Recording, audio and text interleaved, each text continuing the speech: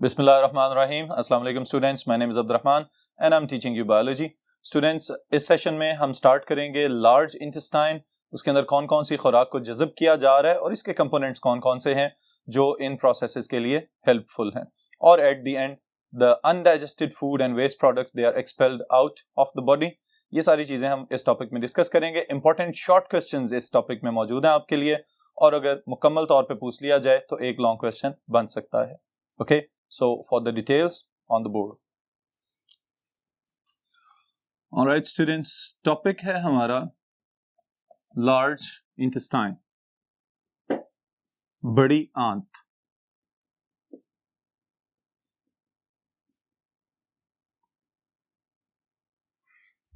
Ji, large intestine is the last major component of the digestive system. Okay, अब खुराक को जब हमने इंजेस्ट किया तो ओरल कैविटी से उसका सफर शुरू हुआ। शुरू में मैकेनिकल डाइजेशन की गई दांतों की मदद से, फिर केमिकल डाइजेशन का आगाज हुआ only for the carbohydrates, polysaccharides, जो कि शुरू किया स्लाइवरी एमिलेज ने। ओके, उसके बाद फिर उसको अच्छी तरह से चबा के नरम किया गया और म्यूकस और स्लाइवा ऐड करके बोलस बना दिया गया। उस बोलस को एसोफेगस में पेरिस्टालसिस के अमल के जरिए आगे पुश किया गया और स्टमक तक पहुंच गई खुराक। अब इस खुराक के अंदर जो बाकी कंपोनेंट्स में प्रोटीन्स मौजूद थे, पेप्सिन ने उसको केमिकली डाइजेस्ट किया और स्टमक की अपने चर्निंग प्रोसेस की वजह से उसको मैकेनिकली डाइजेस्ट कर दिया गया। फिर उसके बाद इस खुराक को कायम की फॉर्म में कन्वर्ट किया गया। There was a semi solid mass of partially digested food inside the stomach. तो वो जो पार्शियली डाइजेस्टेड फूड की एक फॉर्म है, दैट इज नोन एज कायम। फिर उस कायम के बनने के बाद पाइलोरिक स्फिंक्टर को ओपन किया गया at the bottom of the stomach और खुराक को स्मॉल इंटेस्टाइन के हवाले कर दिया गया, जहां पे duodenum, the first part of the small intestine, वहां पे डाइजेशन के अमल को मजीद फर्दर प्रोसेसेस में से गुजार के और खुराक को छोटे छोटे ज़रात में कन्वर्ट कर दिया गया। ऑलराइट स्टूडेंट्स, फिर उसके बाद जेजनम और इलियम से होती हुई ये खुराक आहिस्ता आहिस्ता हजम भी हुई, उसमें से काम की चीजों को ब्लड स्ट्रीम के अंदर जज़ब भी कर लिया गया और फर्दर उनकी डेस्टिनेशंस की तरफ भेज दिया गया। अब जो लिक्विड्स मौजूद थे इस फूड के अंदर, specially water and electrolytes and other salts, और उसके साथ ही साथ वो जूसेस वगैरह जो या तो खुराक के अंदर से निकले या आपने डायरेक्टली लिक्विड की फॉर्म में इनटेक किए, वो लार्ज इंटेस्टाइन तक पहुंच चुके हुए हैं। ऑलराइट, अब लार्ज इंटेस्टाइन का फंक्शन यहां से शुरू होगा स्टूडेंट्स। ओके, और इसके लिए दो बेसिक पॉइंट्स मैं मेंशन करने जा रहा हूं और ये नोट कर लें। This is the primary function of large intestine।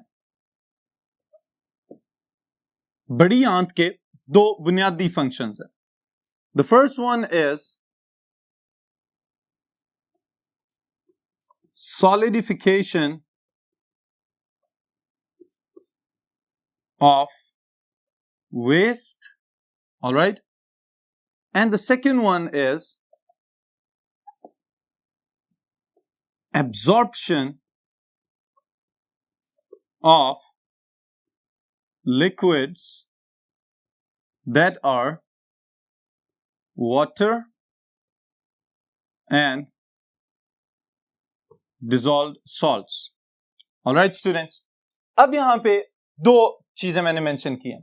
पहले नंबर पे तो वो तमाम खुराक के अज्जा जो हजम होने के बाद और उनमें से काम की चीजें जो जज़ब की जा चुकी हैं वो लार्ज इंटेस्टाइन तक पहुंचेंगे, तो वहां पे इनको मजीद कॉम्पैक्ट कर दिया जाएगा। कॉम्पैक्ट करने के लिए सिंपल सा प्रोसेस किया जा रहा है, और वो क्या है कि पानी और बाकी लिक्विड्स को बीच में से एब्जॉर्ब कर लिया जाए, तो ऑटोमेटिकली जो वेस्ट प्रोडक्ट्स या जो अनडाइजेस्टेड फूड की फॉर्म बची है वो ऑटोमेटिकली खुद से ही सॉलिड वेस्ट प्रोडक्ट में कन्वर्ट होना शुरू हो जाएगी। ऑलराइट, अब इसके लिए स्टूडेंट्स जो पानी और नमकियात जज़ब किए जा रहे हैं, एक नई टर्म मैं आपके लिए मेंशन करने जा रहा हूं, and this is actually specialised proteins that are known as aquaporins. Alright, aquaporins. और ये एक्वापोरिन्स क्या है? चैप्टर नंबर 4 के अंदर प्लाज्मा मेम्ब्रेन में मैंने ये चीज मेंशन की थी कि प्लाज्मा मेम्ब्रेन के अंदर खास किस्म के प्रोटीन चैनल्स या पोर्स मौजूद होते हैं। ऑलराइट स्टूडेंट्स, यही चीज यहां पे मैं मेंशन कर रहा हूं। Aqua for water, porins are specialized channels. और इनका क्या काम है? From the lumen of the intestine water को सेल्स के अंदर जज़ब कर लेना, ऑलराइट। और जब भी पानी मूव करेगा अक्रॉस द मेम्ब्रेन्स तो इस प्रोसेस को हम कहेंगे ऑस्मोसिस, ऑलराइट स्टूडेंट्स। सो ऑस्मोसिस को प्रमोट करने के लिए, वाटर का अपटेक बढ़ाने के लिए जो स्पेशलाइज्ड प्रोटीन चैनल्स यहां पे मौजूद हैं, these are aquaporins and they enhance the absorption of water and dissolve salts and electrolytes, okay। तो ये चीज मैं यहां पे मेंशन कर देता हूं बोर्ड के ऊपर। Specialised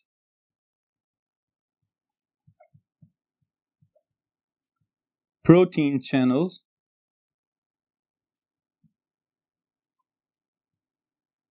that enhance the uptake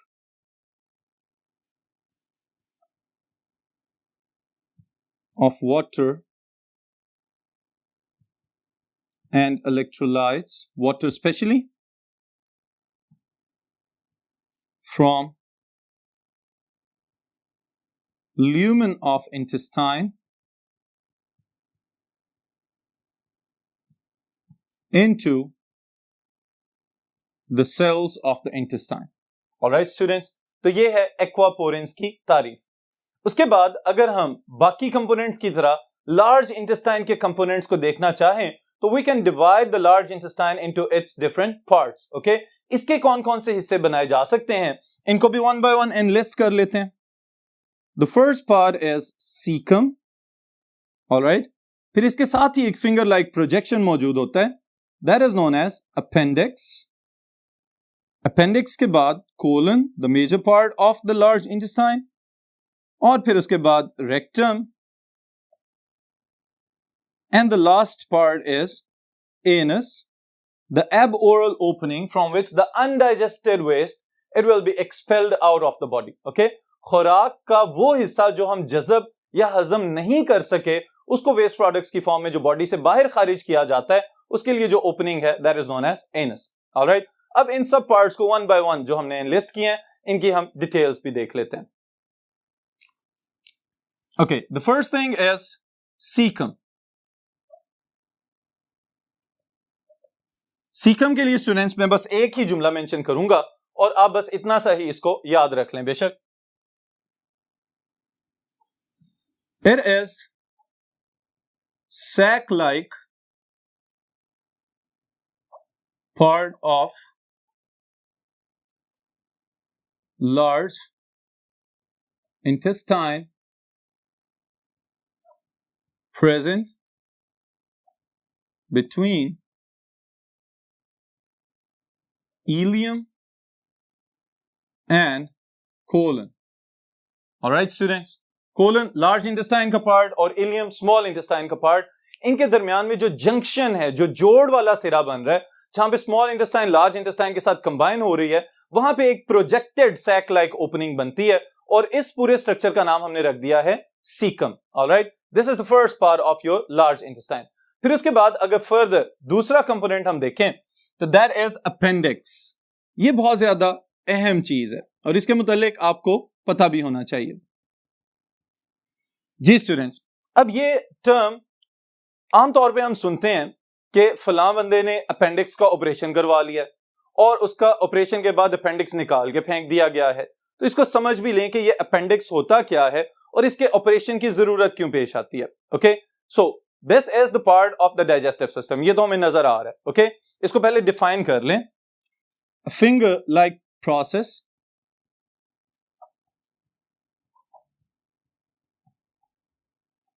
or projection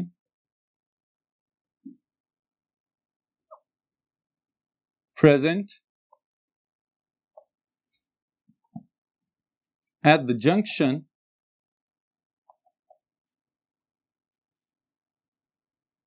of small and large intestine near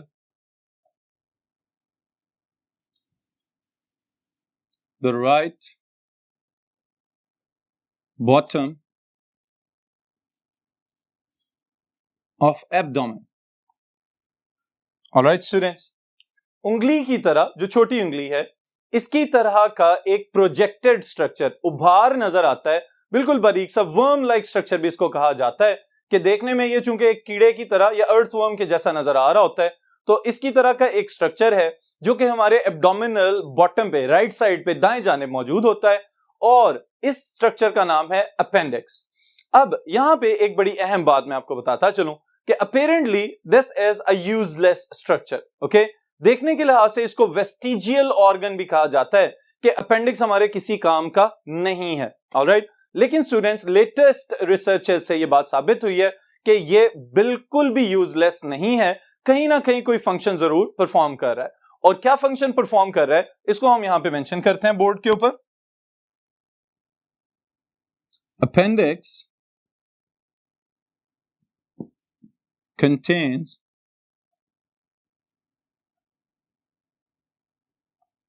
masses of lymphoid tissue, और अगर lymphoid tissue इसके पास मौजूद है तो इसका मतलब क्या है? It contribute to immunity of the body। जिस्म का जो कुव्वत मुदाफियत का निजाम है उसमें यह अपना किरदार अदा कर रहा होता है। और इसके साथ ही साथ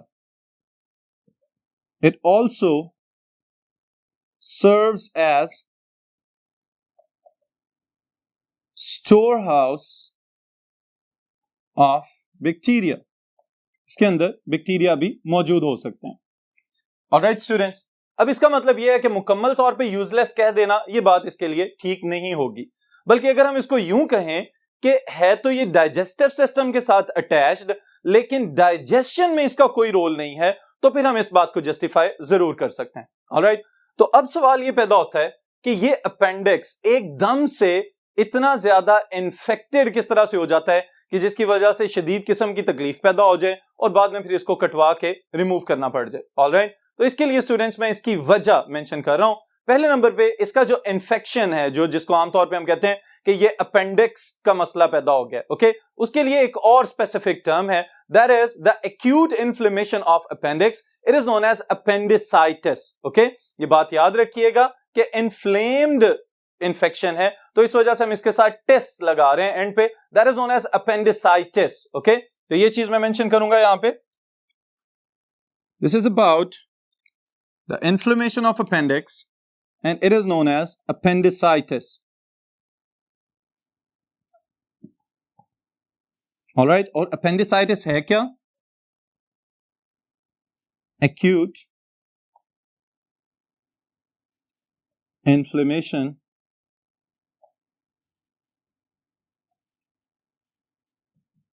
of appendix। okay, अब स्टूडेंट्स ये दो टर्म्स आमतौर पे यूज होती हैं, एक्यूट और क्रोनिक। ओके, अगर कोई बीमारी बहुत देर से चलती आ रही है और उसकी अलामात देर से जाहिर होना शुरू हो तो उसको हम कहते हैं this is a chronic infection. Okay, लेकिन अगर कोई बीमारी फौरी तौर पे इन्फेक्शन का आगाज करे और उसके फौरन बाद ही उसकी अलामात जाहिर होना शुरू हो जाए तकलीफ की सूरत में या किसी भी और फॉर्म में, तो इसको हम कहते हैं this is acute infection. Okay, अब इस एक्यूट इन्फेक्शन की वजह क्या है? And the cause of appendicitis is blockage of infectious bacteria। Alright, ऐसे बैक्टीरिया जो इन्फेक्शन कॉज कर सकते हैं। हो सकता है कि वो खुराक जो ऊपर से पास ऑन हो के नीचे आ रही है, वो ज्यादातर बैक्टीरिया तो उसमें से पहले ही खत्म हो चुके हुए हैं। ओके, क्योंकि आपके HCl और एसिडिफाइड मीडियम की वजह से बहुत ज्यादा एंटीसेप्टिक इफेक्ट हुआ और बैक्टीरिया की डेथ हो गई। लेकिन उसके बावजूद स्टूडेंट्स कुछ बैक्टीरिया ऐसे हैं जो इस मीडियम के लिहाज से भी रेजिस्टेंट हैं और उनके ऊपर इस एसिडिक मीडियम का असर भी नहीं होता। अगर उस तरह के कुछ इंफेक्शन कॉजिंग बैक्टीरिया खुराक के साथ अपेंडिक्स में आए और वहां पे रुक जाएं, एक तो प्रॉब्लम ये हो सकता है। इसके अलावा if appendix fail to empty its contents, वो चीजें जो इसके अंदर दाखिल हो गई हैं, अगर अपेंडिक्स बर वक्त उनको बाहर ना निकाल सके तो ये भी मसला हो सकता है। ओके, और फिर आपकी बुक में एक टर्म मेंशन की गई है, that is known as putrefaction. Okay, इसके लिए एक और टर्म भी इस्तेमाल कर सकते हैं, that is known as putrefaction. Alright students, तो ये दोनों टर्म्स मतलब इनका सेम है, और वो क्या है कि वो खुराक जो अब यहां पे दाखिल हुई अपेंडिक्स में, उसके बाद उसका डिकेइंग प्रोसेस शुरू कर दिया जाए, यानी कि उसकी तोड़फोड़ वहीं पे शुरू कर दी जाए। ऑलराइट, इसकी वजह से क्या होगा, if the appendix fails to empty its contents or putrefaction starts, अब क्या होगा, painful sensation, एकदम से तकलीफ होना शुरू हो जाए, दर्द होना शुरू हो जाए, and swelling of appendix may start immediately। और यह भी पॉसिबल है कि उस इंफ्लेमेटरी इफेक्ट की वजह से ऐसा हो कि अपेंडिक्स आहिस्ता आहिस्ता फूलना शुरू हो जाए। ऑलराइट, इसकी वजह से और ज्यादा तकलीफ और दर्द होना शुरू हो जाएगी, और इसके लिए फिर स्टूडेंट्स एक कामयाब किस्म की रेमेडी और इसका इलाज मौजूद है, और वो क्या है कि फौरी तौर पे अपेंडिक्स को काट के अलहदा कर दिया जाए। Okay, and this technique is known as appendectomy।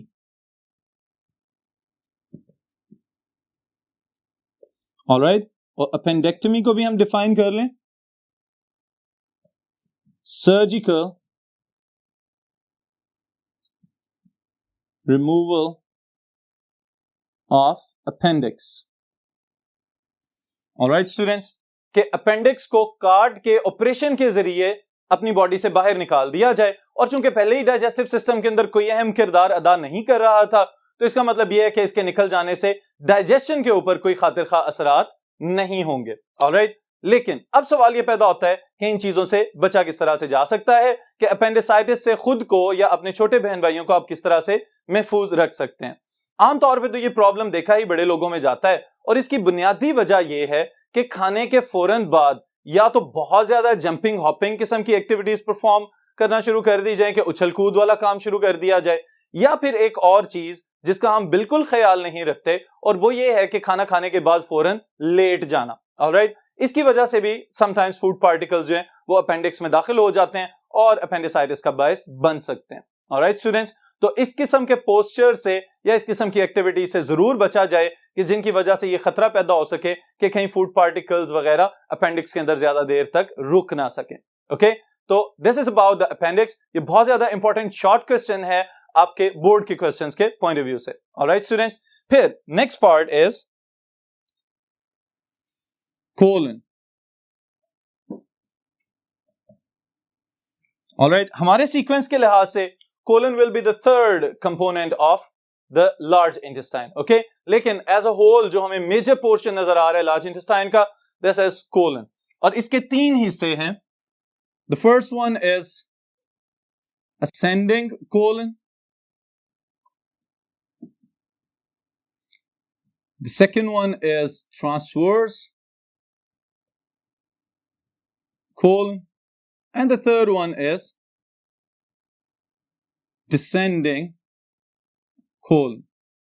All right students, ये तीनों हिस्से हमें जो नजर आ रहे हैं यहाँ पे इस इमेज के अंदर, कि ascending ऊपर जाता हुआ हिस्सा, ट्रांसवर्स जो ऊपर की जानिब स्मॉल इंटेस्टाइन से भी ऊपर मौजूद है वो वाला पार्ट, और फिर उसके बाद नीचे की तरफ को आता हुआ हिस्सा, that is known as descending colon. Alright, this is the major part of the large intestine. यहां पे खुराक को जज़ब किया जाएगा, जो लिक्विड्स हैं, वाटर है, उसका मैक्सिमम प्रोपोर्शन यहां पे जज़ब कर लिया जाता है, और उसके साथ ही साथ एक बहुत अहम चीज जो यहां पे मौजूद है, there is bacterial flora.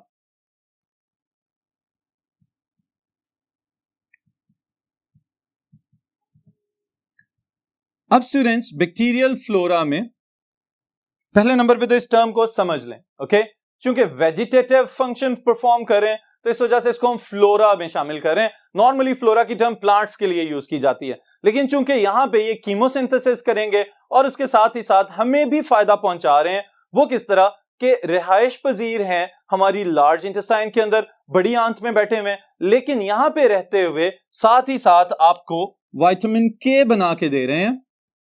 Alright, और विटामिन के करेगा क्या स्टूडेंट्स, आपके ब्लड के अंदर जो ब्लड क्लॉटिंग प्रोटीन्स हैं वो बनाने के लिए विटामिन के बहुत ज्यादा एसेंशियल विटामिन है, तो इसकी जरूरत वहां पे पेश आती है। ओके, फिर इसके साथ ही साथ एक और चीज इजाफी में मेंशन करता चलूं कि sometimes B complex, alright, vitamins बनाने वाले bacteria they are also residing inside the large intestine, और ये भी आपको बहुत ज्यादा फायदा पहुंचा रहे हैं। ओके, तो इसका मतलब ये है कि ना सिर्फ ये कि खुराक को जज़ब किया जा रहा है, बल्कि ऐसे बैक्टीरिया को लार्ज इंटेस्टाइन अपनी इन फोल्डिंग्स के अंदर पनाह दिए हुए है कि जो आपके लिए विटामिन्स बनाएंगे और आपकी खुराक को जज़ब करने के लिए और आपकी बॉडी को एनर्जी प्रोवाइड करने के लिए और तो और ब्लड क्लॉटिंग प्रोटीन्स बनाने के लिए अपना किरदार अदा करते रहेंगे। ऑलराइट स्टूडेंट्स, फिर उसके बाद दो अलग-अलग से इंफेक्शंस हैं जिनका मैं जिक्र यहां पे करता चलूं। इंपॉर्टेंट शॉर्ट क्वेश्चन बन सकता है आपके लिए। The first one is diarrhoea. Alright students, diarrhoea जिसे आमतौर पे हैजा कहा जाता है। अब स्टूडेंट्स, अपेरेंटली बड़ों के लिए तो ये इतना ज्यादा कोई नुकसानदेह नहीं है, लेकिन जो मसले वाली चीज है वो इसका ऑप्टिमाइज्ड इफेक्ट होता है, और ऑप्टिमाइज्ड इफेक्ट क्या होता है, डिहाइड्रेशन। ऑलराइट, अब इसकी वजह क्या क्या हो सकती है इसको देख लें। ऐसा भी पॉसिबल है कि कोई इंफेक्शन हो जाए, और बैक्टीरियल इंफेक्शन, ओके, और यह भी पॉसिबल है कि कोई ड्रग इफेक्ट हुआ हो, ओके, किसी दवाई के जो ड्रॉबैक्स या नेगेटिव इफेक्ट्स या साइड इफेक्ट्स की फॉर्म में यह पॉसिबल है कि लिक्विड्स एब्जॉर्ब ना हो रहे हो, ओके, और तो और इमोशनल डिस्टर्बेंस जिसमें सरे फहरिस्त स्ट्रेस। ऑलराइट स्टूडेंट्स, ऐसा पॉसिबल है कि या तो डायरेक्टली बैक्टीरियल इंफेक्शन हो, या फिर ऐसा है कि किसी ड्रग के साइड इफेक्ट की वजह से पॉसिबल हो, या किसी मिसयूज्ड ड्रग के इफेक्ट की वजह से ऐसा होना शुरू हो जाए। और तीसरे नंबर पे ये चीज कि इमोशनल डिस्टर्बेंस, यानी कि कोई ऐसी सूरत हाल जिसमें बॉडी अपनी नॉर्मल कंडीशन में नहीं है, बहुत ज्यादा स्ट्रेस सिचुएशन डेवलप हो चुकी हुई है, तो उस सूरत में लार्ज इंटेस्टाइन लिक्विड्स को एब्जॉर्ब करना छोड़ देगी। जब लार्ज इंटेस्टाइन लिक्विड्स को या वाटर को एब्जॉर्ब नहीं करेगी तो लूज मोशंस स्टार्ट हो जाते हैं, और स्टूडेंट्स आगाज में ये जो मोशंस हैं इनसे फील नहीं होता, लेकिन बॉडी के अंदर आहिस्ता आहिस्ता वीकनेस आना शुरू हो जाती है। और फिर एट द एंड नुकसान कब होता है कि जब रिक्वायर्ड वाटर लेवल भी मेंटेन ना किया जा रहा हो, जब पानी बॉडी की जरूरत से कम होना शुरू हो जाए, तो उस कंडीशन में फिर डिहाइड्रेशन का आगाज हो जाता है, और इस डिहाइड्रेशन की वजह से ना सिर्फ बच्चों की बल्कि बड़ों की डेथ भी हो सकती है।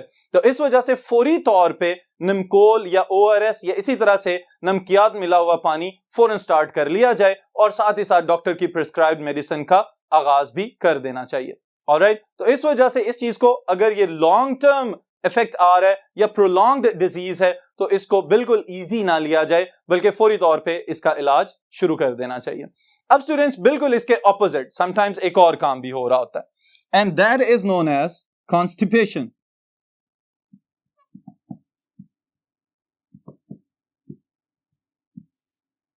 कॉन्स्टिपेशन जिसे हम उर्दू में कब्ज का मर्ज कह सकते हैं। ऑलराइट, इसके लिए स्टूडेंट्स एक वर्ड मैं जरूर मेंशन करूंगा, यहां पे याद भी रखिएगा इसको। It is excessive absorption of water. Alright, और वजूहात में सरे फहरिस्त स्मोकिंग,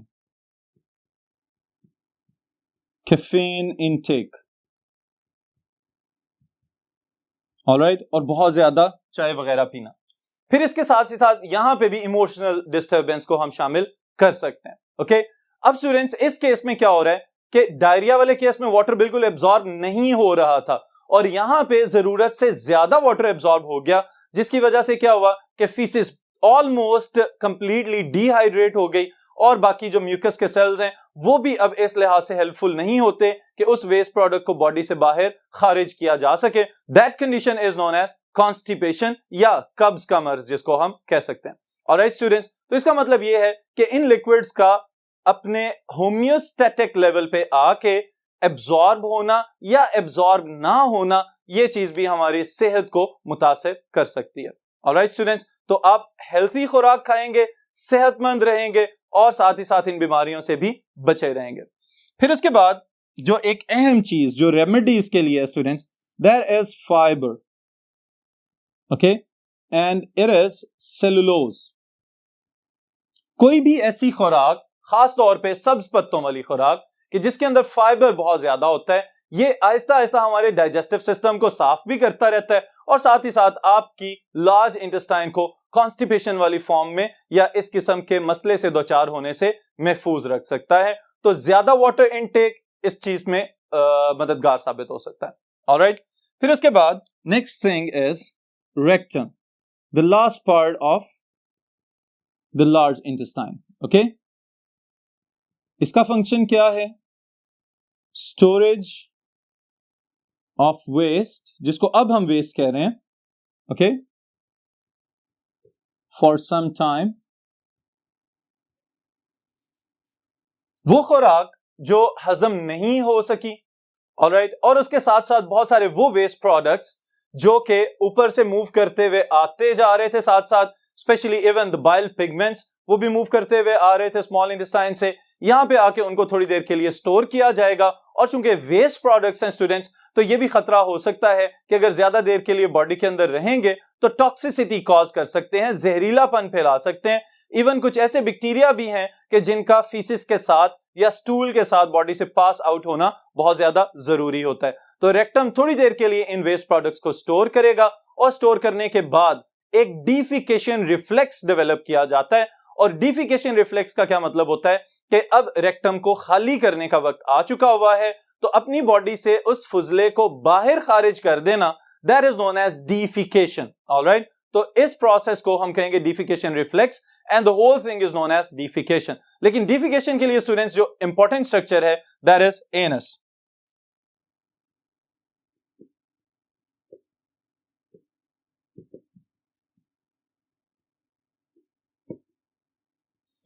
और आपकी बुक के लिहाज से स्टूडेंट्स यहां पे बहुत important multiple choice question statement मौजूद है, जिसको मैं यहां पे हाईलाइट भी कर रहा हूं। It is surrounded by two different types of sphincters.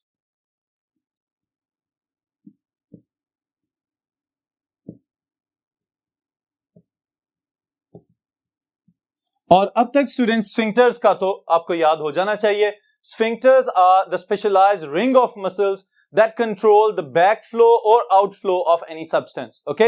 किसी भी चीज को या तो वापस जाने से रोकते हैं या फिर बाहर जाने के प्रोसेस को रेगुलेट करते हैं। ऑलराइट, तो यहां पे एनस के पास दो मुख्तलिफ इकसाम के स्फिंक्टर्स मौजूद हैं, जिसमें से द इनर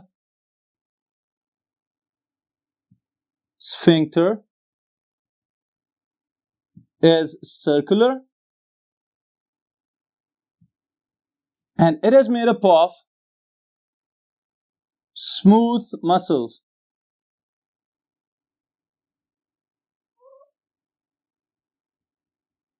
All right. फिर जो दूसरे हैं, they are outer sphincter. It is longitudinal and it is made up of striped muscles. All right, students. अब सवाल ये पैदा होता है कि इन स्फिंक्टर्स का फंक्शन क्या है। तो इसके लिए एक बड़ी आसान सी बात यह है कि डिफिकेशन के प्रोसेस को आप अपनी मर्जी से कॉन्शियसली कंट्रोल कर सकते हैं बीइंग एडल्ट्स। ओके, लेकिन स्टूडेंट्स जो इन्फेंट्स होते हैं, छोटे बच्चे जो होते हैं, उनके अंदर चूंकि ये स्फिंक्टर्स कॉन्शियस कंट्रोल में नहीं होते, तो ये पॉसिबिलिटी होती है कि वो किसी भी वक्त भी डिफिकेशन कर दें, लेकिन वक्त गुजरने के साथ साथ वो इस चीज को अपने कंट्रोल में कर सकते हैं। Alright, so this is all about the large intestine. इसके कंपोनेंट्स को याद रखिएगा। इंपॉर्टेंट शॉर्ट क्वेश्चन इसके अंदर अपेंडिक्स वाला एक इंपॉर्टेंट शॉर्ट क्वेश्चन है, और दूसरा what is the difference between diarrhoea and constipation. बहुत इंपॉर्टेंट और रिपीटेडली बोर्ड के क्वेश्चंस में पूछे जाते हैं, तो इस वजह से इन पे ज्यादा एम्फेसाइज करें। बाकी सारा सीक्वेंस अगर आप याद रखेंगे तो लॉन्ग क्वेश्चन लिखने के काबिल हो सकेंगे। ऑलराइट स्टूडेंट्स, सो यहीं पे इस सेशन को हम खत्म करें, फिर इंशाल्लाह ताला नेक्स्ट सेशन में नेक्स्ट टॉपिक के साथ मुलाकात होगी।